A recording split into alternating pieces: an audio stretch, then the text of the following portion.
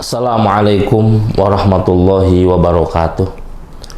Bismillah, alhamdulillah, wassalatu wassalamu ala rasulillah Sayyidina wa maulana Muhammad ibn Abdillah wa ala alihi wa sahbihi wa mawalah amma ba'd. Faya ibadallah, ittaqullah haqqa tuqatihi wa la tamutunna illa wa antum muslimun. Hadirin para pecinta sinyal Islam Indonesia dimanapun berada, alhamdulillah wa syukru ala ni'amillah. Pada kali ini atas izin Allah subhanahu wa ta'ala kita bisa berjumpa di majelis sinyal Islam Indonesia yang insya Allah penuh dengan keberkahan, yang mudah-mudahan dengan melihatnya, bertemunya kita di majelis sinyal Islam Indonesia, mudah-mudahan Allah berikan berbagai macam kebaikan untuk kita dunia dan akhiratnya. Para pecinta sinyal Islam Indonesia, kita lanjutkan pembahasan dari minggu yang kemarin, yaitu sekarang membahas hadis yang ke-46.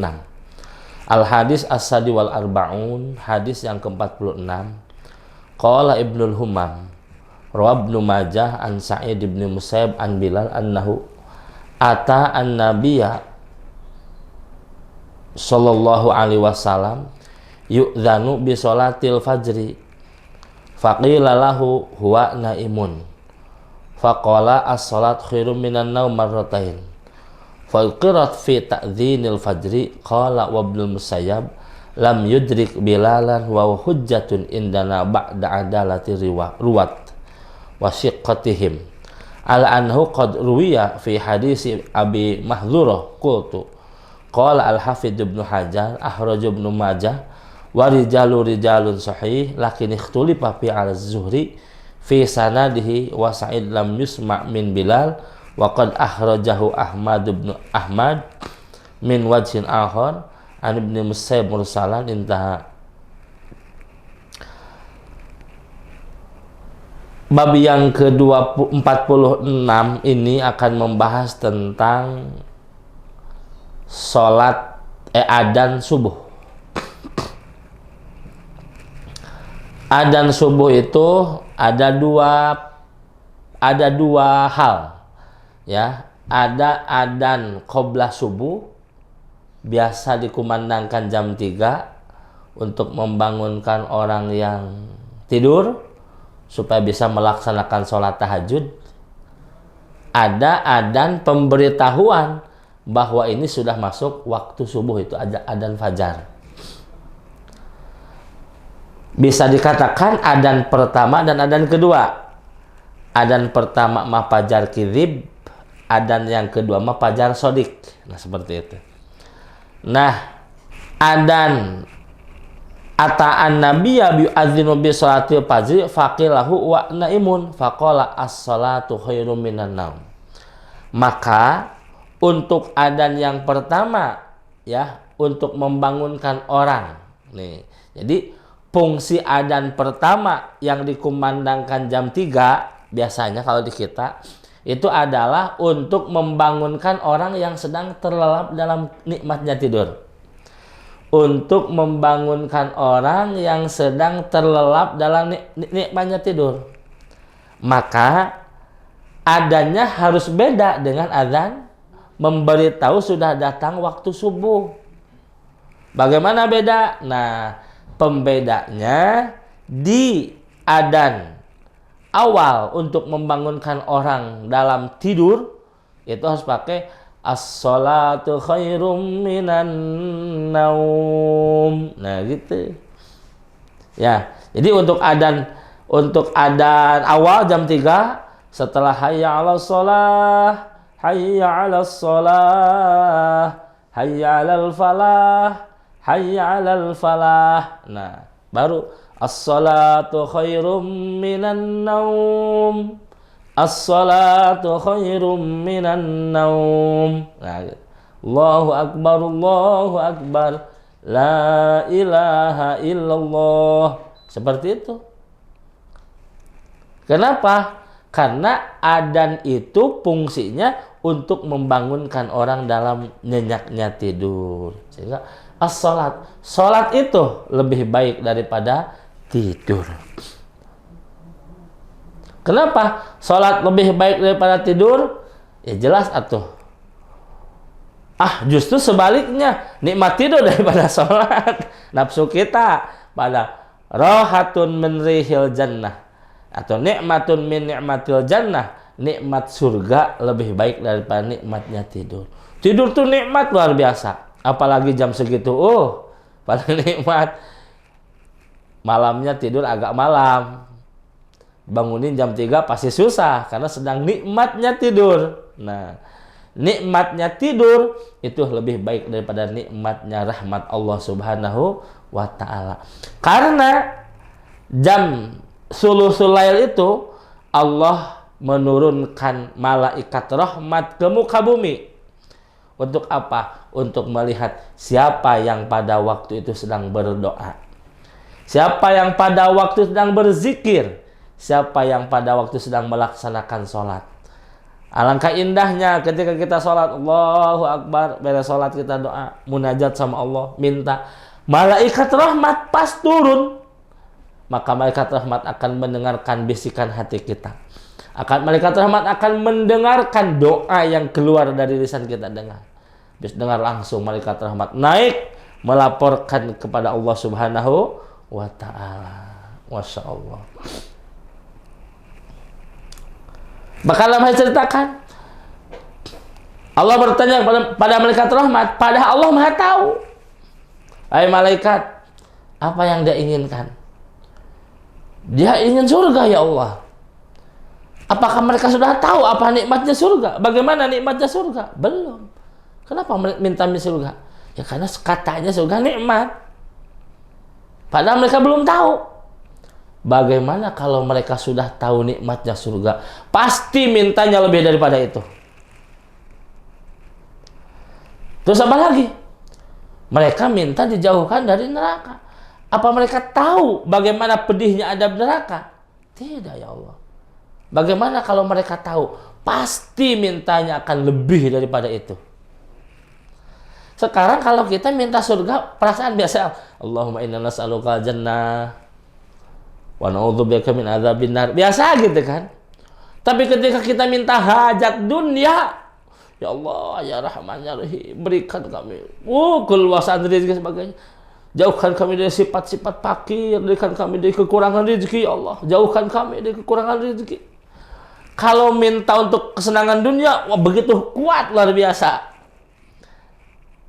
Minta dijauhkan dari Allah kefakiran, kuat luar biasa. Kenapa? Karena kita tahu bagaimana nikmatnya dunia.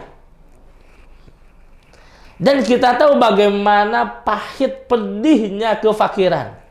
Maka tidak mau jauh, tidak mau dekat-dekat dengan kefakiran, pengen jauh. Justru pengen ada dalam kesenangan dunia. Kita. Padahal nikmat dunia itu sementara dan hanya sebagian kecil. Bayangkan saja, nikmat dunia itu adalah satu daripada 100 nikmat yang ada di akhirat. Allah punya 100 nikmat, satu oleh Allah dikirimkan ke dunia. Itu pun jadi rebutan makhluk Allah. 99 yang khusus di akhirat. Ya Allah, ya Rahman, ya Rahim. Masya Allah. Nah, jadi untuk membedakan azan membangunkan orang, adzan awal, maka adzan awal as-salatu khairum min, pakai as-salatu khairum minan naum. Untuk adzan subuh jangan pakai as-salatu khairum minan naum, memberitahu. Sekarang udah nggak galib sekarang. Di kampung saya di daerah saya tidak galib adzan awal teh nggak ada. Kapan tuh? Ya ada nanti adzan subuh. Berarti adzan subuhnya double. Ya. Kan ada, alhamdulillah di kampung saya ada. Jam 3 adzan awal. Nah, kemudian nanti jam 4 lebih sekian adzan subuh. Nah, gitu. Yang adzan awal pakai as-salatu khairum minan naum, yang adzan subuh biasa tidak pakai as-salatu khairum minan naum. Nah, sekarang bagaimana? Bagaimana kalau di kampung saya tidak ada adzan awal? Adanya apa tuh? Adanya langsung ya adzan subuh. Berarti digabung. Adzan subuh teh ya adzan memberitahu sudah masuk waktu subuh, ya adzan membangunkan orang. "Oi, bangun, bangun, bangun. Kamu ketinggalan tahajud. Nih, sudah masuk waktu subuh." Bagaimana kalau begitu? Itu pun dianjurkan pakai as-sholatu khairum minan naum. Jadi jelas. Kalau ada adzan 2 kali, adzan awalnya pakai as-sholatu khairum minan naum, adzan yang keduanya nggak usah pakai as-sholatu khairum minan naum. Kalau adanya cuma 1 kali, yaitu adzan subuh saja, ya itu berarti adzan subuh digabung dengan adzan awal, ya digabungkan. Maka pas adzan subuh dianjurkan pakai as-sholatu khairum minan naum. Ada 2 fungsi, fungsi memberitahu masuk waktu subuh dan fungsi membangunkan orang yang sedang terlelap dalam tidur. Al-hadis as-sambi wal arba'un, hadis yang ke-47. Rawa at-Tirmidzi bi sanadi qol bala Rasulullah sallallahu alaihi wasallam faqama Umar khalfahu bi kuzin min ma'in faqala ma hadza ya Umar faqala hadza ma'un tatawadda bihi qala ma umirtu kullama bultu an atawadda walau fa'altu lakanat sunnatan Ibnu Majah bi raqmin. Fangdur hadza ma hadis Bilal as-sabiq bi raqmin. Fi riwayat Tirmidzi ma adzintu illa sallaitu raq'ataini wa ma asabani hadasun illa tawaddatu ilaih. Lita'lam anna Rasulullah sallam qad yatrukul amal wa fa'alu ahabba ilaihi rifqan bi ummatihi kama rawat anhu as-sayyidah Aisyah radhiyallahu anha. Masyaallah ya rahman ya rahim. Ini Rasulullah SAW sudah mempertimbangkan dari awal. Apakah amal ini memberatkan umatku atau tidak? Bahkan Rasul takut ini amal menjadi beban berat untuk umatku. Takut Rasul. Sehingga Rasul tidak mengerjakannya. Berarti di sini Rasul tidak mengerjakan hal tersebut bukan malas, karena Rasul mustahil malas. Beda dengan kita. Rasul tidak mengerjakan hal tersebut karena ingat sama umatnya, kalau saya berketerusan mengerjakan tersebut, ini perkara akan jadi wajib. Sedangkan kalau jadi wajib akan jadi beban berat umatku. Saya tidak mau. Seperti tarawih, seperti sholat malam, Rasul takut diwajibkan kepada umat. Kenapa? Kalau diwajibkan kepada umat, yakin umatnya akan terganggu, yakin umatnya akan menjadi beban berat untuk umatnya yang siangnya sibuk dengan pekerjaan, ya bahkan sampai malam kerjanya pun pulang ke rumah, paginya harus berangkat lagi. Maka takut memberatkan, membebankan umatku. Cukuplah sholat malam itu hanya sebatas sunnah, tidak jadi wajib. Nah seperti ini. Punten, ketika Rasulullah SAW sedang pipis, bahasanya kita ya kurang enak seperti ini untuk Rasul. Ketika Rasulullah SAW sedang pipis, maka Umar berdiri di belakang Rasulullah SAW sambil membawa satu wadah yang berisikan air. Membawa ember mungkin kalau kita mah, bawa ember. Kemudian Rasul berkata, "Mahadza ya Umar?" Apa itu Umar? Qala, kata Umar, "Hadza ma'un tatawadda bihi." Ya Rasulullah, ini adalah air supaya baginda bisa berwudu dengan air ini. Faqala, "Ma umirtu." Aku tidak memerintahkannya. Kullama bultu atawaddu. Setiap aku pipis, apakah aku harus berwudu? Walau fa'alta lakanat sunnatan. Kalau Rasul mengerjakan setiap kali pipis Rasul berwudu, maka takut itu perkara sunnah jadi wajib. Oh, setelah pipis wudu, jadi setiap pipis wajib wudu, takut begitu. Maka Rasul tidak mengerjakannya. Pipis ya pipis, tidak wudu lagi. Kenapa? Takut ini menjadi perkara wajib dan ini akan membebankan umat. Kebayang kalau zaman sekarang, apalagi yang pipisnya di tempat apa sih yang sambil berdiri itu? Kadang-kadang kita di rest area kan sulit untuk ini pipis di tempat tersebut, cari wudhu sulit. Ya, masya Allah ya Rahman. Kalau itu wajib, masya Allah. Untungnya itu disunnahkan, masya Allah. Ya Rasul sudah tahu. 1500 lalu Rasul tahu perkara tersebut takut membebankan umatnya. Masya Allah.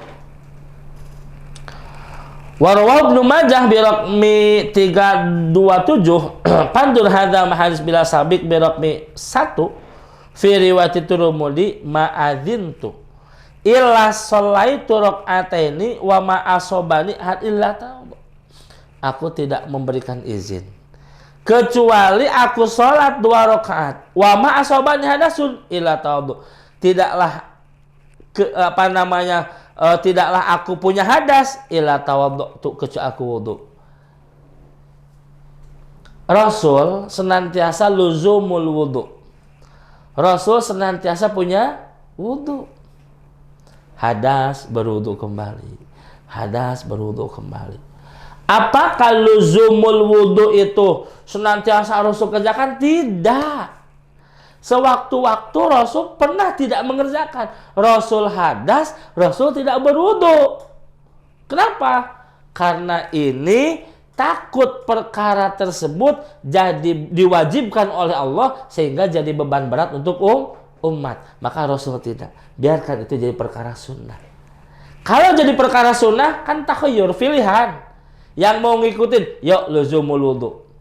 Kenapa? Karena dalam wudu ada kebahagiaan, ada kejayaan untuk umat. Orang yang punya wudu luar biasa. Hadas wudu kembali, hadas wudu kembali. Ya Allah, minimal apa? Ketika dia dicabut nyawa oleh Allah dalam keadaan punya wudu. Nikmat luar biasa. Dicabut nyawa oleh Allah dalam keadaan punya wudu. Minimal itu saja dulu. Apalagi kalau dicabut nyawa sedang sholat, dicabut nyawa sedang baca Quran, dicabut nyawa sedang ngisi pengajian atau sedang mendengarkan pengajian dan dengerin pengajian, tiba-tiba wafat. Masya Allah ya Rahman ya Rahim. Dicabut nyawa sehabis memberikan infak sedekah, dicabut nyawa sehabis berbuat kebaikan untuk orang. Masya Allah, luar biasa, luar biasa. Dan itu bukan untuk ulama. Untuk siapa? Untuk orang yang punya keinginan seperti itu. Betapa istiqomah dalam kebaikan. Allah ya Rahman ya Rahim. Al-hadis as-samin wal arba'un, hadis yang ke-48.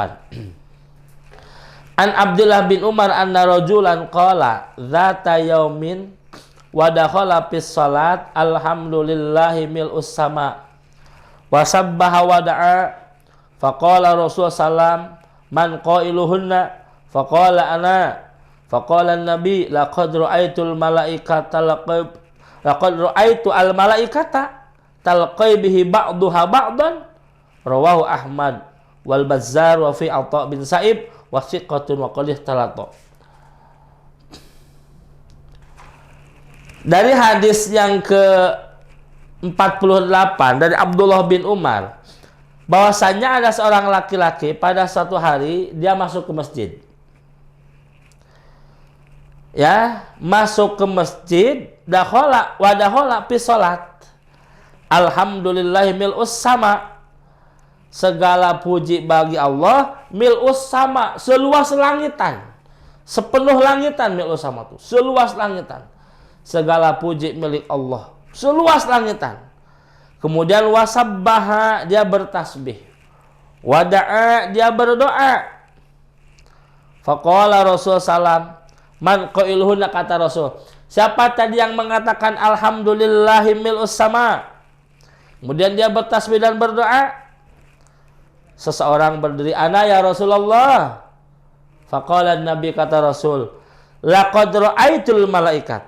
Sungguh saya telah melihat malaikat. Mereka bertemu satu sama lain ba'dah ba'dah. satu sama lain malaikat saling bertemu.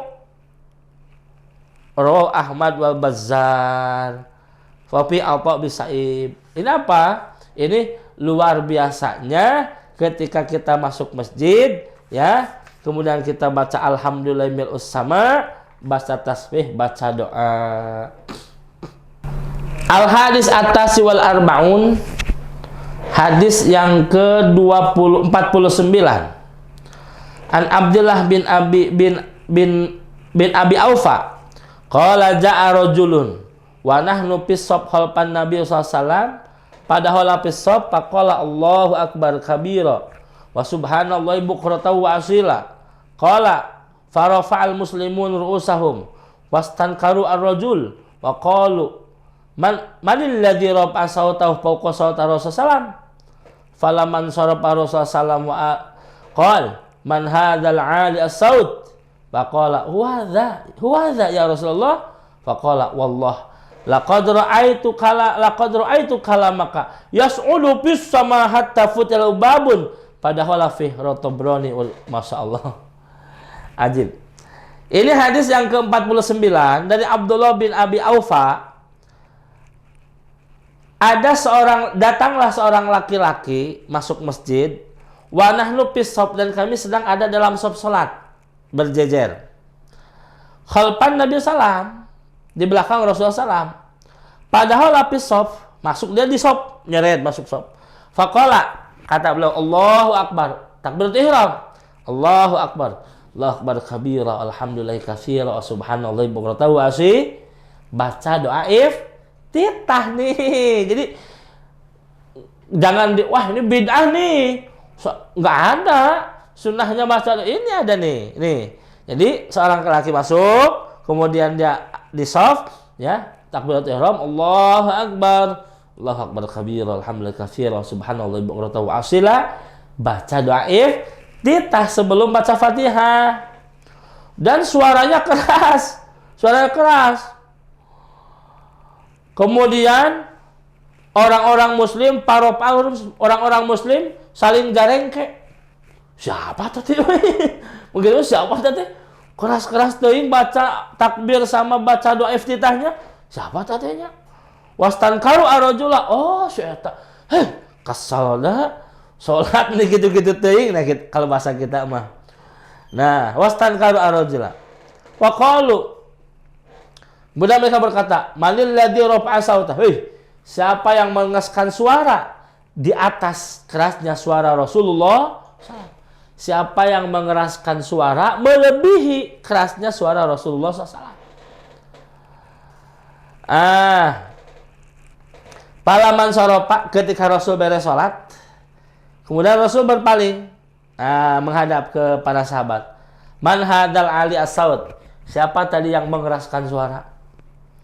Faqala, kata sahabat, wah, nih ya Rasulullah, nih dia. Tidak disebutkan namanya, nih Jubair, enggak. Nih dia ya Rasulullah. Nih dia nih. Ya Rasulullah, yang mengeraskan suara. Samarukna, kalau bahasa Sunda mah samarukna ya. Mau dimarahin sama Rasulullah. Nah, kecarekan ke Rasulullah.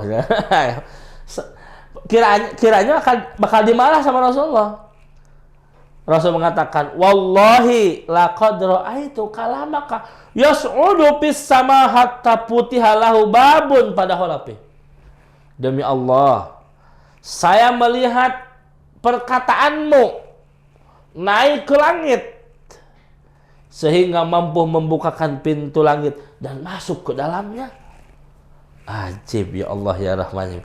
Ini berarti anjuran untuk membaca doa iftitah sebelum baca Al-Fatihah dalam setiap sholat. Mau sholat wajib, mau sholat sunat, hendaknya baca iftitah. Allah berkabir, alhamdulillah. Kenapa? Keuntungannya banyak. Mana keuntungan? Akan mempercepat naiknya pahala saat kita ke langit. Namanya juga doa iftitah. Ya, iftitah kan pembuka sholat, bisa jadi pembuka pintu langit. Mudah-mudahan keduanya, pembuka kita mulai sholat dan pembuka pintu langit. Sehingga kalau kita sholat sunat, punya hajat, sujud lama, ya sudah sujud, semua mengadu kepada Allah dalam sujud. Ya Allah, saya ingin diinikahan ini, minta sama Allah adukan. Insya Allah Futiha abwabus sama, pintu-pintu akan terbuka, doa kita akan didengar Allah, akan dikabul, dijabah oleh Allah Ta'ala. Minta dalam sholat, baca doa iftitah dulu. Amin ya Allah ya Rabbal. Demikian yang dapat saya sampaikan, mudah-mudahan ini jadi ilmu bermanfaat. Mohon maaf atas segala khilaf dan kekurangannya. Bila pisabil haq. Assalamualaikum warahmatullahi wabarakatuh.